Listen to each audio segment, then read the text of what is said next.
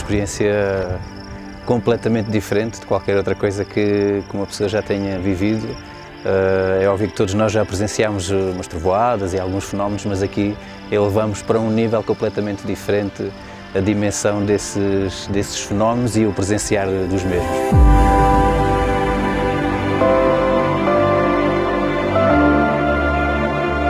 As condições no terreno mudam muito imediatamente.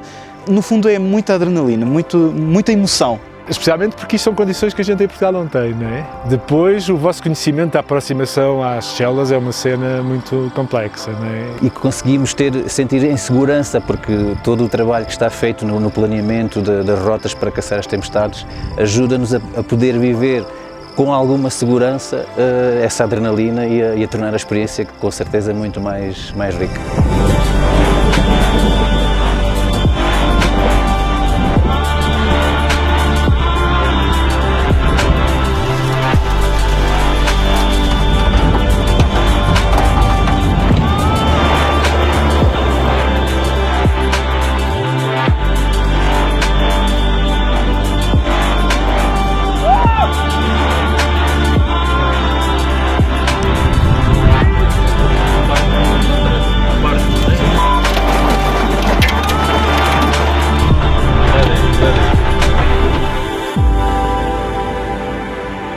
São muitas sensações, é de alegria e ao mesmo tempo algum medo, não vou mentir. Uma adrenalina do caraças e muito boa. O nome correto é a mesma experiência, porque isto não é só fotografia, não, é a viagem, é o pessoal, é a aventura, é a adrenalina, é isto tudo junto, isso é que é a experiência.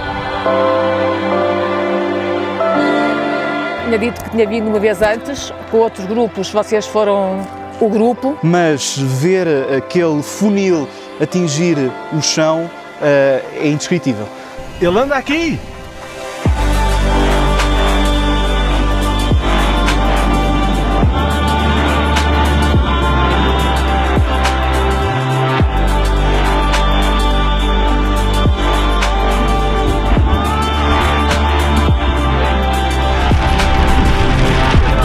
É uma aventura inesquecível e completamente irreal, e que aconselho a todos os apaixonados por este tipo de fenómenos a experienciarem e a juntarem-se a nós. Aproveita esta experiência connosco e vem observar estes fenómenos da natureza em segurança, claro.